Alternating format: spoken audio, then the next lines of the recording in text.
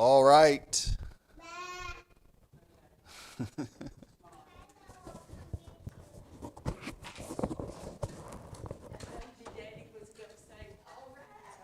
Good morning. Bunch of troublemakers. Sound like she said good morning. I know. She's trying to say a lot more. Let's sing together number 156. 156. Jesus paid it all. I think that's the one. Yep. Number 156.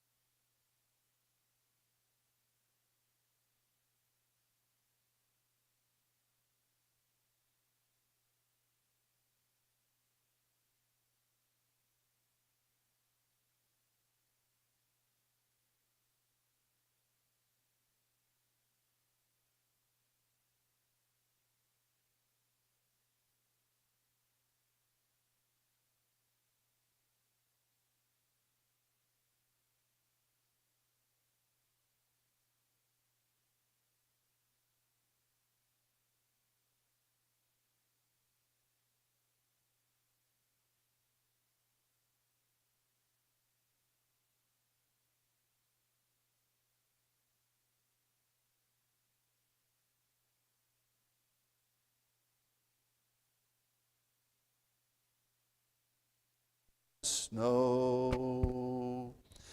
All right, good singing. John chapter 9 this morning. We are breaking the halfway point in the book of John, meaning we are making our way through the latter end of this book, making our way back to the cross again for the fourth time as we close out the book of John or work through the book of John. And so it's a blessing. It's exciting. You know, I started the book, the four Gospels. It's about, I'd say, just under 3/4 of the rough draft is prepared. I still got quite a bit of work to do going chapter by chapter through the four Gospels, but I got the introduction, just the rough draft, still a lot of work to do with the book. But it's exciting. I'm really looking forward to getting that one complete and getting it out to the world who's just starving to read that book, I know. So, all right, John chapter 9 provides a powerful illustration of Jesus as the light of the world, demonstrating his work both in man and for man. The chapter is a master class in contrasting physical sight with spiritual blindness. Seeing is not always believing. Showing how a miracle forced every character to a point of decision. The Lord's going to heal one man and everybody's just going to get all stirred up. We don't know what to do with this. Get out of here. Just leave us alone. The narrative unfolds through a series of confrontations culminating in one man's journey from darkness to light and the religious leaders' descent into willful blindness. Let's read verses 1 through 5. Verse 1, excuse me. And as Jesus passed by, he saw a man which was blind from his birth. And his disciples asked him, saying, Master, who did sin, this man or his parents, that he was born blind? Jesus answered, Neither hath this man sinned, nor his parents, but that the works of God should be made manifest in him. I must work the works of him that sent me, while it is day. The night cometh when no man can work. As long as I am in the world, I am the light of the world. And so this chapter opens with Jesus and his disciples. They encounter a blind man who is blind from birth. And they ask a very interesting question. The disciples, trying to think this through, they come to the conclusion, which is often a common view in their time. They immediately seek the cause and assume it's rooted in sin. Now, sin is the cause for these problems, but their question was more pointed. Did this man do something wrong, or did his parents do something wrong that is the direct cause of this problem? Whereas sometimes our sin does cause direct issues. It is responsible for direct problems immediately in our lives. It is a very local problem. And sometimes it's just generally sin in the world that causes the problem. And so it's very difficult to pin down or to say it's one thing or another at times. You know, bad things happen to people, and they often ask the question, why did this happen to me? Well, you live in a sin-cursed world full of people who are sinners. And that is the likely answer. Now, I know people would like there to be a larger meaning or reason for why things happen, but sometimes it's just as simple as you live in a sin-cursed world. And so they asked, Master, who did sin, this man or his parents, that he was born blind? Jesus dismisses their premise entirely. The great thing about questions is it lets you know sometimes if asked honestly, place, and when asked from an honest heart, it'll kind of reveal what the assumption is the person is making. And sometimes the assumption, neither hath this man sinned, nor his parents, but that the works of God should be made manifest in him. Now the Lord establishes a profound principle. This man's lifelong affliction was not a punishment, but a platform for the display of God's power and grace. Now oftentimes that's the larger meaning to what's going on in your life. We live in a sin-cursed world, so when the Lord dismisses the premise, the assumption they're making, and his answer shifts the focus to suffering. Now that does not mean, the Lord is not saying God made this man suffer so that God could show up and heal him and be glorified, but that sin in the world is causing this man to suffer, and the contrast to a world that's suffering under sin is Jesus Christ. And when he shows up, he can fix those things. And that's what we want. That's what we want to see. Sometimes the problems in your life, the difficulties, the pain, the sickness, the stress, the turmoil, the tribulation, sometimes its only purpose in life is to allow God to have glory and honor. Now, we know that all things can work together for good to them that love God and those who are called according to his purpose, and we get all that. And so God can use your bad situation for his honor and glory and can make some good come of it. You just got to stay close to the Lord, stick with the Lord. Now, this declaration leads Jesus to affirm his own mission. He identifies himself as the one sent by the Father.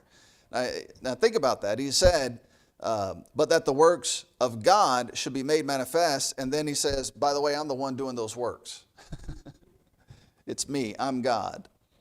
And so he's the one sent by the Father who must work while it is day, the period of his earthly ministry. He told them, you better take advantage of this while I'm here.